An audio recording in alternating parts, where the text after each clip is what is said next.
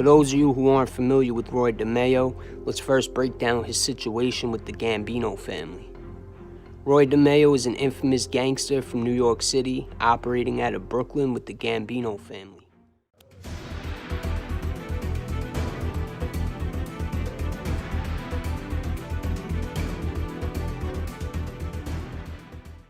In the shadowy underbelly of the infamous Gambino crime family, a single name once sent shivers down the spines of even the most hardened gangsters.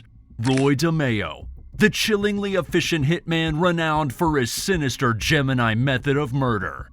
In today's bite-sized episode, we'll take a look at Roy DeMeo's life and legacy as the famed hitman who led the lethal DeMeo crew for the Gambino criminal family during the treacherous 1970s and early 80s.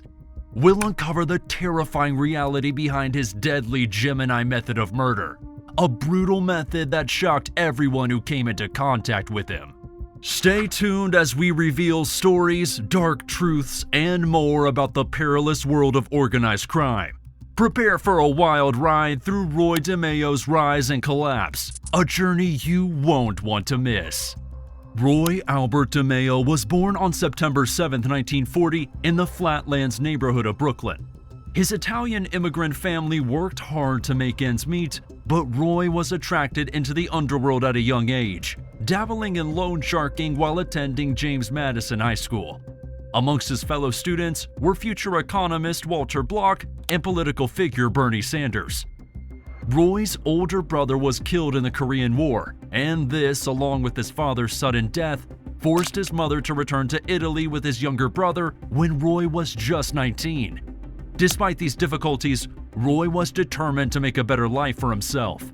He married Gladys Rosemond Brattain in 1960, and they raised 2 children and a boy in a custom home in Massapequa, Long Island. While Roy's personal life portrayed him as a devoted family guy, his criminal underground career was only getting started.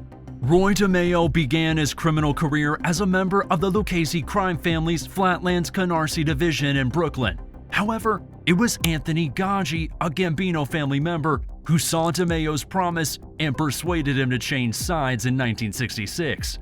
This shift created new options for DeMeo's criminal career on 2 fronts. First, with Gaggi's assistance, he expanded his loan sharking operation, benefiting enormously from high-interest loans to desperate individuals. Second, DeMeo began to establish a gang, mostly made up of young males involved in car theft. This team soon became known as the DeMeo Crew, establishing a terrible reputation among both the underworld and law authorities. Chris Rosenberg, 16, became the crew's first recruit after meeting DeMeo while peddling marijuana. DeMeo offered financial support, allowing Rosenberg to expand his business and bring new acquaintances into the criminal fold. DeMeo's illegal activities broadened as the team developed. He joined a credit union in Brooklyn and used his position on the board of directors to launder money. He also helped money laundering for narcotics dealers, amassing much more fortune through different criminal activities. His loan sharking clients ranged from a dentist office to eateries and flea markets, and he was not limited to the automobile industry. He kept up the appearance of having a genuine job, presenting himself to his neighbors as an employee in multiple businesses. Conflicts and violence, on the other hand, were an intrinsic element of DeMeo's illicit conduct. His demise was caused by a disagreement with the owner of an auto repair company, Andre Katz. DeMeo devised an evil plan to use Babette Judith Questel as bait when Katz informed authorities about the crew's unlawful activities. Katz fell into the hands of the DeMeo group after being lured to her flat under false pretenses. Katz was brutally murdered at a Queens grocery store in June 1975 by the crew. The merciless attack began with many stabbings before decapitating and crushing the victim's head. Katz's mutilated body was wrapped in plastic bags and dumped in a grocery dumpster days later. The authorities only gave the press a limited amount of information regarding this terrible murder. This was only the beginning of his murderous journey. As the 1970s progressed, Roy DeMeo skillfully molded his disciples into a cold-blooded gang capable of killing and concealing their victims. The Gemini Method, as it is now known, was named after the Gemini Lounge, a notorious hangout and the major location where most victims met their awful end. Former crew members turned government witnesses disclosed the chilling procedure of the Gemini Method in the early 1980s. It entailed luring victims into the back apartment of the Gemini Lounge. DeMeo or another crew member would approach the unsuspecting victim with a silenced weapon and fire a lethal shot to the head.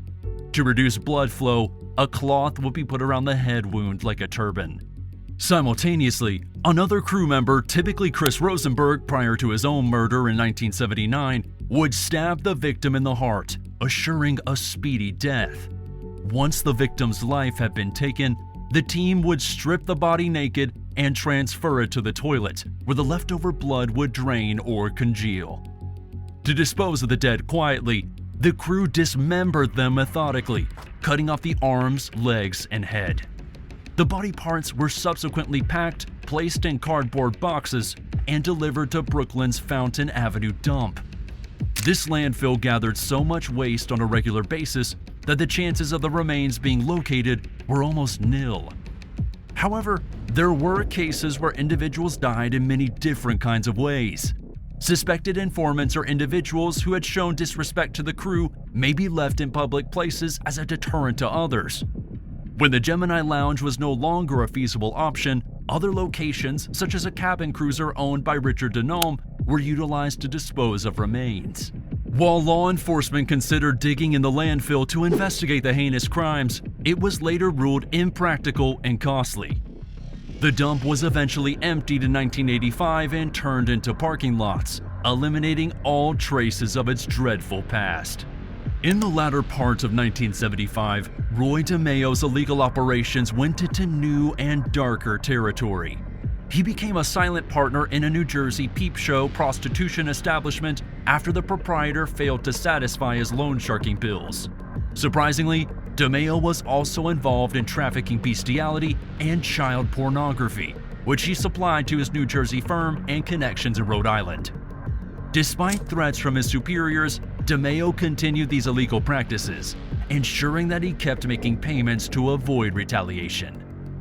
DeMeo's illegal team grew in size as his sources of money expanded. He continued to engage in unprovoked murders and illegal drug dealing. In 1978, he murdered Edward Grillo for being indebted and vulnerable to police enforcement coercion. The next target was a member of his own group, Chris Rosenberg, who had participated in a lethal cocaine trade with Cuban links. Despite his hesitation, DeMeo carried out the hit and left Rosenberg's body in public as ordered by the Cubans. His criminal empire grew in the late 1970s, with a particular emphasis on auto theft.